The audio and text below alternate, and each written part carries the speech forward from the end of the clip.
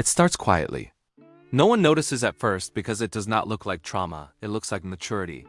You are 7 years old staring into the eyes of a parent who is falling apart. Maybe it is addiction, or maybe it is anger, or maybe it is just the hollow silence of someone too broken to show up. And without words, something ancient clicks in your small mind. If I don't hold everything together, no one will. This is how a child disappears. Not physically, but psychologically. They smile more and they cry less. They learn to read the room before they speak. They become the emotional thermostat of the household, adjusting their own temperature to keep the peace. They become small adults long before their minds are ready. And the world praises them for it. You are so mature, they say. You are so responsible. You are such an old soul. But no one ever stops to ask at what cost. This is the invisible grief of those who grew up too fast. And today we are going deep inside the psychology of that child because the effects do and vanish with age. They shape you and they follow you into relationships and careers and your sense of worth. If you do and understand what happened, you will spend your adult life repeating the survival patterns that once saved you but are now slowly killing you. Let's start with what is really happening developmentally. When children are forced to emotionally support adults instead of the other way around, psychologists call this parentification. It is when a child becomes the caregiver, the peacekeeper, the therapist, the protector. This is not just unhealthy, it rewires the brain. Because when a child is consistently put in charge of emotional regulation, either their own or others, it creates something called hypervigilance. You are always scanning for danger. You walk on eggshells. You learn to interpret the sound of footsteps in the hallway to know what mood a parent is in. You learn that love is a transaction. You give peace, and maybe they will give you safety. You learn that your needs are dangerous and theirs are urgent. So you disappear not physically but emotionally. And in your place grows a version of you that performs well. You become the good child, the quiet achiever, the therapist friend, the one who never asks for anything. You wear that identity so convincingly that even you forget it is a mask. But deep down something hurts. Something aches because the inner child you buried didn't die. They are still in there screaming silently, asking, why didn't anyone protect me? As you grow older, the symptoms become more complex. You might become hyper-independent. You refuse help and push people away or never feel truly safe in love. You might feel numb during happy moments because joy feels unfamiliar, unearned, even dangerous. You might struggle to rest because productivity is the only way you have ever felt worthy. And worst of all, you might not even realize you are still stuck in survival mode. Because when dysfunction is normalized early, your nervous system accepts chaos as baseline. Stillness feels wrong and peace feels suspicious. Love feels like a debt you will have to repay. This is the psychology of a child forced to grow up too fast. It is not just sadness, it is a complex trauma that reshapes how you view the world and, more importantly, yourself. Now you may ask, why would any child willingly take on that role? Because children will do anything for attachment, even abandon themselves. The choice is never conscious, it is biological. In the absence of safety, the child sacrifices authenticity for belonging. That is not weakness, that is intelligence. That is instinct. But the tragedy is this. What saved you then imprisons you now. So many of us are walking around as high-functioning adults with deeply neglected inner children pulling the strings. We overachieve to earn love. We stay silent to avoid abandonment. We take care of everyone but secretly wish someone would just ask if we are okay. And that fantasy that someone will notice you are not as strong as you pretend to be. That maybe, just maybe, you will finally get to fall apart and be held. That is the unmet need not of your adult self, but of the child who never got to be a child. The first step to healing isn't fixing it, is witnessing. Because until you validate what happened, you will keep gaslighting yourself. You will tell yourself it wasn't that bad or that other people had it worse. You will tell yourself you turned out fine. But fine is a mask too, and deep down you know it. So what happens to that child when they grow up?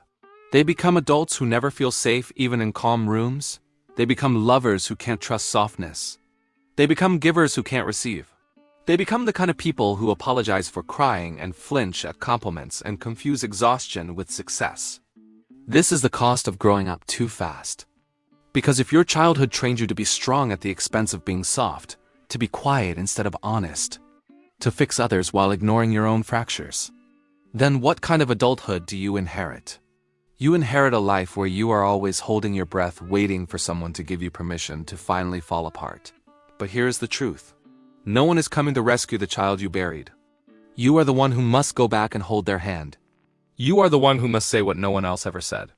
You didn't deserve that, you were just a child. You get to rest now.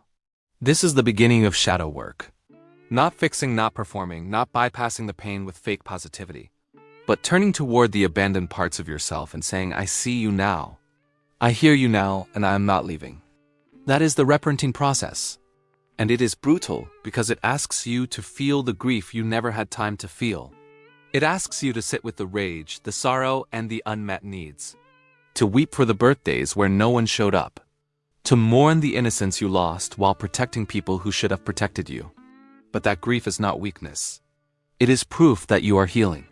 Because what was once frozen is finally falling.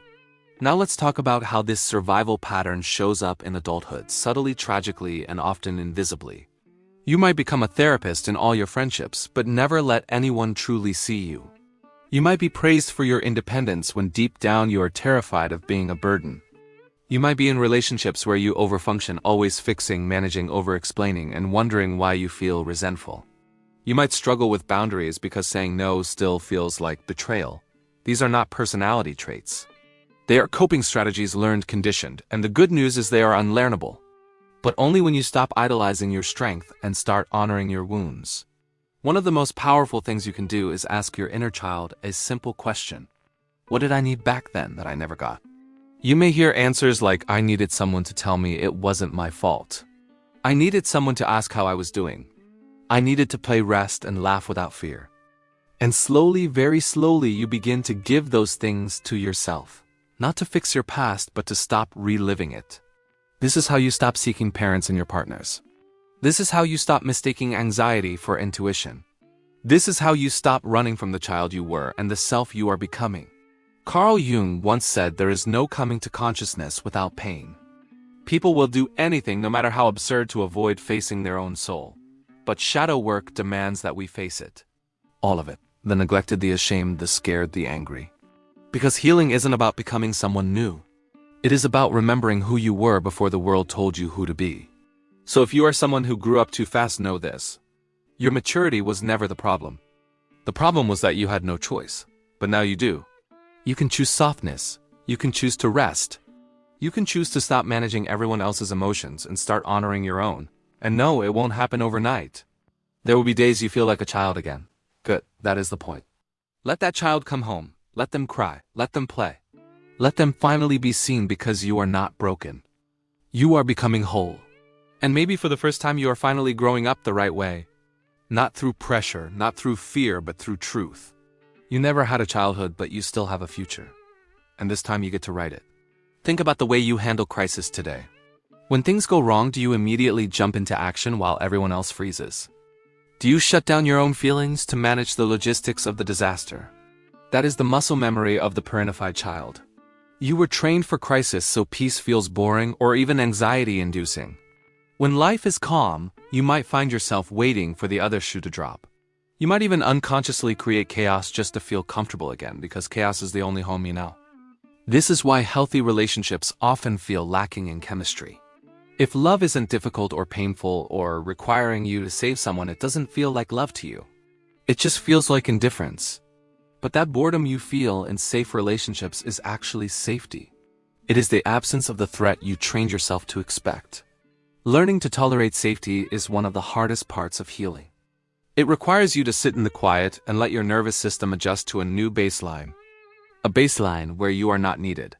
A baseline where you are simply wanted. There is a profound difference between being needed and being wanted. The child who grew up too fast knows how to be needed. They know how to be useful. But they have no idea how to simply be. Being useful is a defense mechanism. If I am useful, you can't abandon me. If I am useful, I have value. But true intimacy requires you to be useless in the best way possible. To be loved not for what you do, but for who you are. And that is terrifying, because who are you when you stop performing? Who are you when you stop fixing? Who are you when you put down the weight of the world? That is the question your healing journey asks you to answer. And the answer is often found in the things you loved before you had to grow up. What did you love before the world broke your heart? Did you love drawing or running or staring at the clouds? Reconnecting with those simple, purposeless joys is a radical act of rebellion against your trauma. It is telling the world that you are no longer a worker in the factory of survival. You are a human being deserving of joy. You also have to learn to disappoint people. The parentified child is terrified of disappointment because historically disappointment meant danger. If you disappointed your parent, it could mean rage or abandonment or chaos, so you learn to be perfect. But as an adult, you must learn that safe people can handle disappointment. You can say no and they will still love you. You can have limits and they will still stay. Testing this reality is how you rewire the brain. You set a small boundary and you watch the world not end. You express a small need and you watch someone meet it. You let a ball drop and you watch life continue. Every time you do this, you are teaching that scared inner child that the war is over. You are telling them they can put down the weapon. They can take off the armor. They can come out of the bunker. The war is over, but you are still patrolling the border. It is time to come home. It is time to realize that the strength you pride yourself on was a survival tactic, not a life sentence. You do not have to be strong forever. You are allowed to be weak. You are allowed to be messy. You are allowed to not know the answer. You are allowed to be the one who needs holding. And the people who truly love you will not leave when you stop carrying them. They will pull up a chair and sit beside you. They will say, "I love you not for what you do, but for you." And if there are people in your life who only love you for your utility, let them go. Because that is not love, that is consumption. You have been consumed enough. You have given enough. You have carried enough. The backpack you have been hauling since you were 7 years old is heavy. And you are allowed to set it down. You might feel lightheaded at first, without the weight. You might feel unsteady. But that is just the feeling of freedom. The feeling of standing up straight for the first time in decades. Look at your hands. They are not the hands of a child anymore. They are the hands of an adult who has the power to protect that child. You are the savior you were waiting for.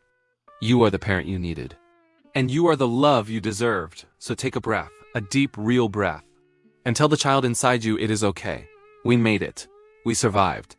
And now we are going to live. Not fast, not performing. Just slowly, quietly, and beautifully real.